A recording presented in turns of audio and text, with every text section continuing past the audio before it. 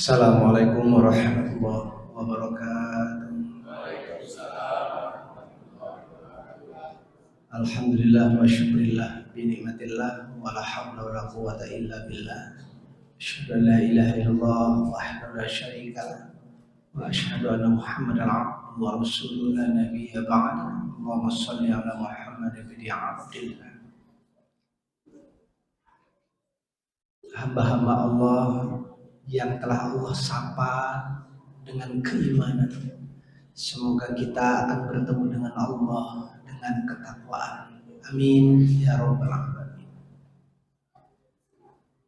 Ada adab yang sesungguhnya terkadang kita lupa. Ketika Allah memanggil kita, ya ayyuhalladzina amanu. Ada juga dengan menggunakan ya ayyuhan nas. Acap kali kita hanya mendengar. Jadi soundnya agak sedikit bum-bum gitu Pak ya. Kita hanya mendengar tetapi kita tidak menjawab sapaan Allah. Ketika kita menyapa seseorang dan orang yang kita sapa itu diam saja, kita akan katakan ini orang sombong amat, tidak punya adab. Pernahkah kita bertanya pada diri kita masing-masing? Karena yang paling baik dalam hidup ini adalah bertanya pada diri. Hasibu qabla an tuhasabu. Ketika Allah memanggil kita, kita acap kali diam saja. Atau kita tidak usah pakai nih Pak, karena masalahnya berdengung-dengung dia. Karena kalau seandainya kita diam saja, itu tandanya kita tidak punya adab. Maka yang sebaiknya bagi orang yang mengerti dengan ilmu dan berpakaian dengan pakaian adab, harusnya ia akan berkata dan bermunajat kepada Allah ketika ayat ini dipanggil oleh Allah. Kalau seandainya pada surah Al-Baqarah, harusnya kita bermunajat kepada Allah, ya Allah, semoga engkau dapati sebagai orang yang bertakwa. Itu yang harusnya dilakukan, itu tandanya kita punya ilmu dan punya adab. Ini Bapak, jadi tidak usah tunggu bulan Ramadan, setiap ayat yang bercerita dan Allah memanggil kita, jawablah dengan munajat kepada Allah. Di antara ayat yang Allah ungkapkan dengan ya ayyuhalladzina amanu adalah dalam surah Ar-Ra'd ayat 28. Sebagai pijakan tausiah kita pada malam hari ini. Ya ayyuhalladzina amanu. Kata Allah Subhanahu wa taala. Di ujungnya Allah katakan, ala bidzikrillah tatmainnul qulub. Maka kita bermunajat kepada Allah, ya Allah, jadikan hatiku adalah hati yang senantiasa bergetar dengan zikir kepadamu. Jadi itu yang harusnya dilakukan Bapak Ibu. Itu yang pertama. Ketika kita berbicara, kata baginda Rasul, manusia itu tergantung dari segumpal daging. Kalau baik maka baiklah semuanya, kalau seandainya buruk maka buruklah semua. Kemudian sahabat bertanya, apa itu ya Rasulullah? Wahiyya qalb. Itulah hati. Kalau seandainya hati kita ini tidak kita berikan dia asupan dengan vitamin zikir, dengan vitamin ini kemudian akan menghantarkan kita untuk taqarrub ilallah, tapi tanpa zikir kita akan terlalu jauh dan semakin jauh dari Allah. Lalu ada orang berkata, Bapak Ibu, kenapa orang itu sehat, tetapi hatinya gersang.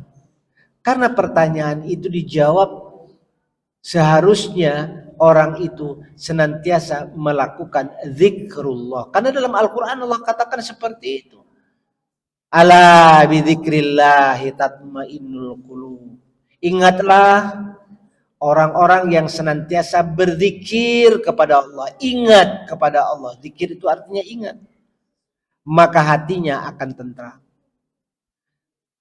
Zikir beda dengan wirid. Wirid itu dihitung. Subhanallah, subhanallah, subhanallah. 33 itu wirid namanya Bapak Ibu. Tapi kalau zikir sama-sama ingat kepada Allah. Sama-sama kita membaca Asmaul Husna. Tetapi kalau zikir dia tidak dihitung sesampai dan senikmatnya kita. Kalau seandainya kita sudah merasa nikmat dan sudah merasa bahwa puas, kita pindah dengan zikir yang lain, silakan. Oleh karena itu Bapak Ibu jamaah, zikir itu ada zikir dalam pengertian yang awam kita pahami. Subhanallah, walhamdulillah, wala ilaha illallah, wallahu akbar. Atau asma'ul husna yang lain. Ya Latif, ya Qahar, ya Razzaq, dan seterusnya. Itu semuanya adalah zikir. Mengagungkan Allah. Ar-Rahman, Ar-Rahim. Silakan. Tetapi juga ada namanya zikir sir. Berbaik sangka kepada Allah adalah bahagian dari juga zikir. Dan kadang-kadang Bapak Ibu kita bermunajat kepada Allah. Kenapa kok tidak dapat ya? Yang kita minta justru tak dapat. Yang tidak kita minta yang justru dapat. Berbaik sangka kepada Allah. Ingatlah Allah Subhanahu wa taala pada bab ini sudah memberikan kepada kita pelajaran melalui Nabi Musa dan Nabi Khidir. Kita ini manusia bagaikan Nabi Musa. Yang nampak kita adalah yang ada di depan mata. Tetapi kita tidak mampu membuka karena ada hijab antara rahasia Allah di ujung kalam Allah. Coba kita lihat pada Nabi Musa dan Nabi Khidir. Secara zohir, Nabi Khidir ini zolim karena masalahnya perahu anak yatim tadi dilobangi dan dirusak. Secara zohir di depan mata kita, kenapa kok seperti ini? Tetapi kita tidak tahu ada rahasia Allah di depan sana yang kita harusnya berbaik sangka kepada Allah terhadap semua yang Allah tetapkan kepada kita. Ada orang yang sudah berzikir luar biasa Bapak Ibu. Tetapi zikirnya itu baik zikir mendirikan sholat dan sebagainya. Tetapi kenapa hidupnya pas-pasan juga? Kenapa orang yang tidak pernah berzikir, yang tidak pernah ingat Allah, yang tidak melaksanakan amar ma'ruf nahi mungkar, justru hidupnya luar biasa, lumayan. Bapak Ibu, di dalam Islam ada Ar-Rahman, ada Ar-Rahim. Itu sifat Allah. Di dalam surah Fatihah itu ada 2 kali Allah katakan Bismillahirrahmanirrahim, Alhamdulillahirabbil alamin. Ar-Rahman, Ar-Rahim, 2 kali dia. Rahman, Rahim. Rahman, Allah kasih sayang itu kepada semua hamba Allah tanpa melihat status keimanan, wujud dan sejenisnya. Tetapi Ar-Rahim itu hanya hamba pilihan yang dekat kepada Allah. Itu khusus. Makanya ketika kita berzikir, ketika kita bermunajat kepada Allah, bermohon kepada Allah, berdoa kepada Allah, ada 3 doa itu. Ini dalam bentuk zikir.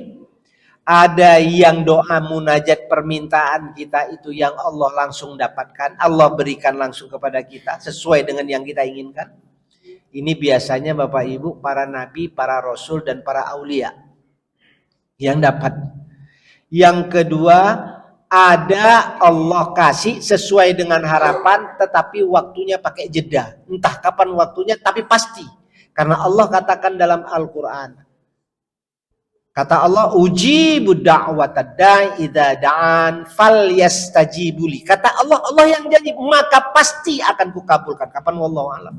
Itu rahasia Allah. Maka berbaik sangka Allah akan berikan pada waktu yang tepat dan pada waktu yang memang kita butuhkan. Yang ketiga, Allah akan berikan tapi wujudnya berbeda dengan apa yang kita minta. Kita minta umpamanya nasi rames. Tapi yang Allah beri bukan nasi rames tapi hamburger. Kenapa kok Allah kasih hamburger? Wallahu alam, kita tidak tahu, mungkin ada rahasia, mungkin juga masalahnya di nasi rames itu ada sesuatu yang mudarat bagi kita. Jadi berbaik sangka kepada Allah adalah bahagian dari zikir kepada Allah. Yang ketiga, saya ingin mengajak kita semuanya untuk mengamalkan satu zikir yang sederhana. Tapi zikir sederhana ini mari kita setiap kita ini amalkan, coba kita nikmati Bapak Ibu. Karena hati kita ini insya Allah, kadang orang yang berzikir itu kan iman itu yazid au yankus. Kadang-kadang naik, kadang-kadang turun. Pas waktu naik kita mantap. Dengan zikir itu dah tenang kita. Tapi kadang-kadang sebagai manusia, kadang-kadang pas waktu turun, kadang-kadang emosi juga ada. Maka kemudian mari kita coba amalkan namanya zikir nafas. Zikir nafas itu seperti apa? Bapak Ibu, kadang-kadang kita malu dengan kendaraan, dengan pesawat, dengan mobil, atau dengan motor. Itu setiap dia bunyi, dia zikir kepada Allah. Hu-nya dia, hu-nya Allah. Kita setiap nafas lepas. Maka mari kita isi nafas kita agar kolbu kita ini terisi dengan zikrullah adalah dengan Bismillahirrahmanirrahim. Saya ajarkan kepada kita semua karena ini juga saya diajarkan oleh guru saya. Pas waktu naik, waktu narik nafas Allah, buangnya hu, masuknya Allah, buang hu, masuk Allah, buang hu. Coba Bapak Ibu rasakan dan nikmati perjalanan itu. Kalau seandainya Bapak Ibu amalkan itu menjelang tidur, kalau seandainya nanti sepanjang tidur Allah akan jadikan zikir yang menghantarkan tidur itu sebagai zikir kita sepanjang tidur. Coba bayangkan nikmatnya. Kalau seandainya kita zikir sekarang ini la ilaha illallah, la ilaha illallah, subhanallah, subhanallah. Terkadang kunci hati kita ini tidak kuat, jebol Pak. Wis, aku zikirnya ini suara aku yang paling lantang, yang paling merdu, yang lain tak apa-apa, selemak zikirnya. Ada rasa ujub di dalam diri. Nah, itu aja udah kotor, Pak.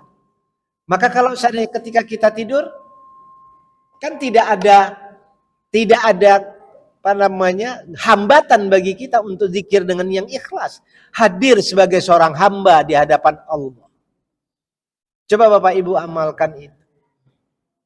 Sebab ada zikir yang penghulu zikir la ilaha illallah Muhammad Rasulullah. Kata Imam Al-Ghazali, walaupun ini ada namanya Sayyidul Zikr, induk dan rajanya zikir, tetapi ada dua keadaan ini tidak boleh dibaca, Pak. Ini induknya zikir tapi tak boleh dibaca dalam dua keadaan, hati-hati. Yang pertama, ketika seseorang itu mau sakratul maut dalam keadaan yang payah. Udah payah sekali, Pak. Jangan ajarkan dia la ilaha illallah. Karena khawatir ketika kalimat tauhidnya tidak sampai, illallah tidak sampai, syirik, Pak, kita hantarkan orang meninggal, Pak. Na'udzubillah, summa na'udzubillah. Maka ajarkan kepada orang yang sudah akan sakratul maut dalam kondisi payah itu dengan Allah, Allah. Itu saja. Ini kadang-kadang dibaca la ilaha illallah. Dia napas satu-satu dah, Pak. Kasihan kita, diajarin pun nanti kalimat tauhidnya tak dapat. Kan siksaan jadinya. Syirik dia akhirnya. Kan ya Pak ya, pertama itu. Jadi kondisi orang yang sakratul maut dalam keadaan yang sangat sulit itu jangan diajarkan kalimat. sayyidul zikr. Yang kedua, orang yang sudah ngantuk berat, mau tidur, jangan baca-baca, jangan sekali-kali baca la ilaha illallah. Belum illallah dia udah tertidur, maka nafasnya sepanjang malam itu syirik kepada Allah.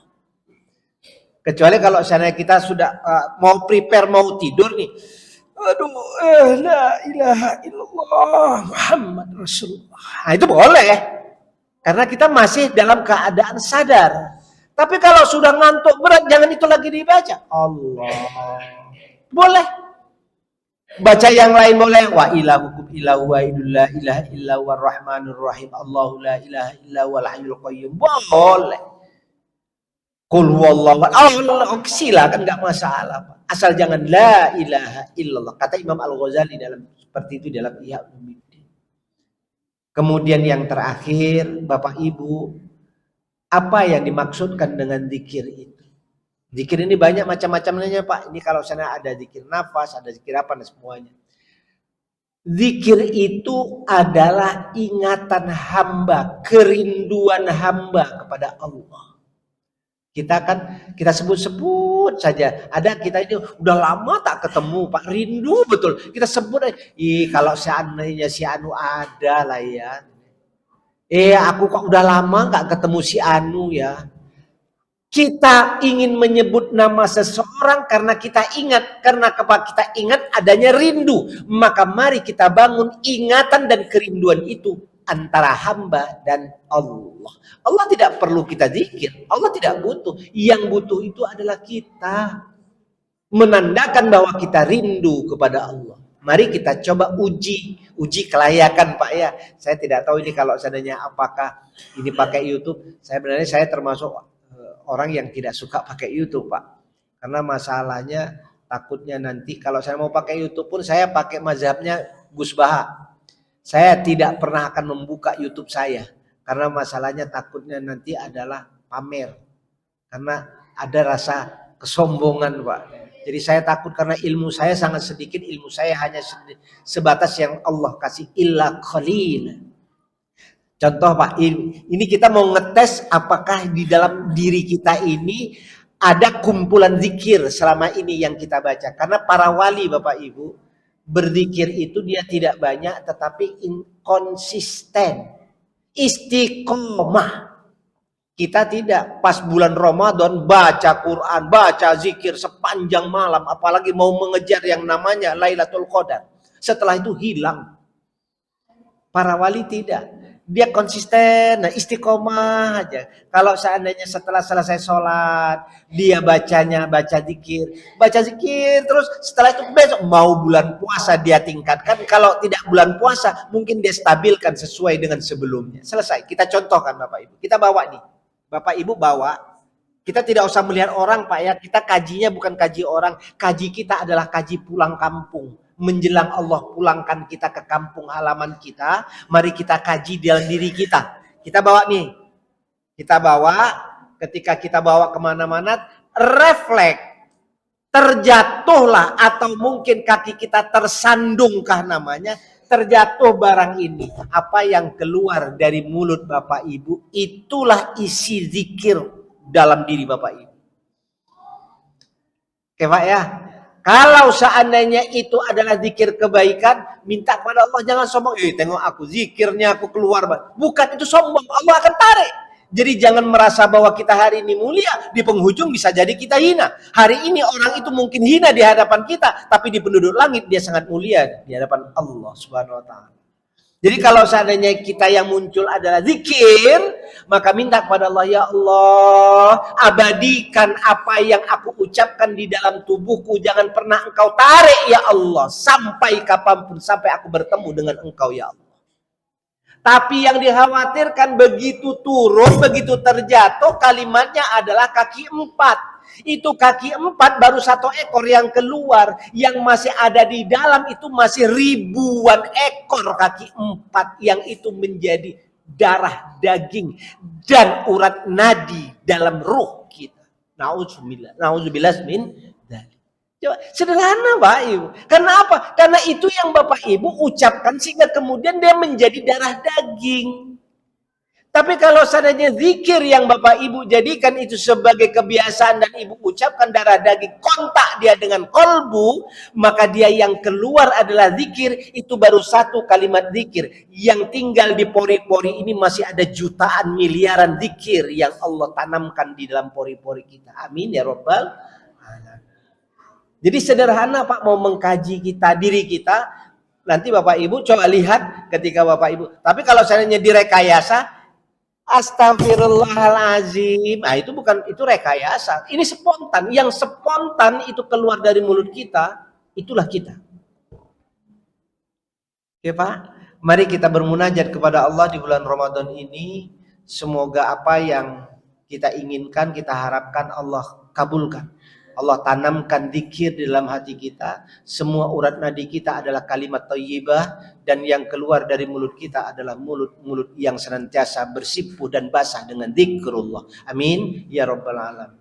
Semoga tausiah sederhana ini dapat menjadi bahan renungan kepada kita karena keterbatasan waktu. Saya Pak, kalau seandainya ngaji yang seperti ini, kalau seandainya malam, saya agak sedikit terbatas karena ada anak-anak yang mungkin atau remaja yang belum siap syariatnya, dia nanti salah paham Pak ya. Tapi kalau seandainya di subuh, biasanya saya kalau ngaji di subuh, yang biasanya kan orang-orang tua Pak, biasanya kita ngajinya ngaji jalan pulang Pak, ngaji jalan pulang, karena kita tidak tahu, karena kita sebenarnya sedang menanti nih Pak, menanti antara azan dan azan. Azan ini kita masih hidup, entah azan besok pagi mana kita tahu. Antara azan dan azan, kita sedang menanti azan dan azan. Jadi kalau seandainya kurang berkenan, saya mohon maaf, mungkin tidak sama dengan penceramah yang setiap malam, karena penceramah yang setiap malam, pertama mereka punya ilmu yang lebih luas ketimbang saya, yang mungkin membuat Bapak Ibu tidak ngantuk. Tapi kalau ngaji saya ngaji ngantuk, karena saya tidak mau bersenda gurau. Karena Buya Hamka pernah menegur, kata Buya Hamka, celakalah orang yang menyampaikan agama dengan senda gurau. Jadi karena saya takut dengan yang disampaikan oleh guru-guru kita, saya ya kalau mau ya silakan, kalau seandainya cocok alhamdulillah, tak cocok sudah ya Pak ya. Barangkali demikian, terima kasih, semoga ada manfaatnya. Wallahu muwaffiq ila aqwamit thoriq. Assalamualaikum warahmatullahi wabarakatuh.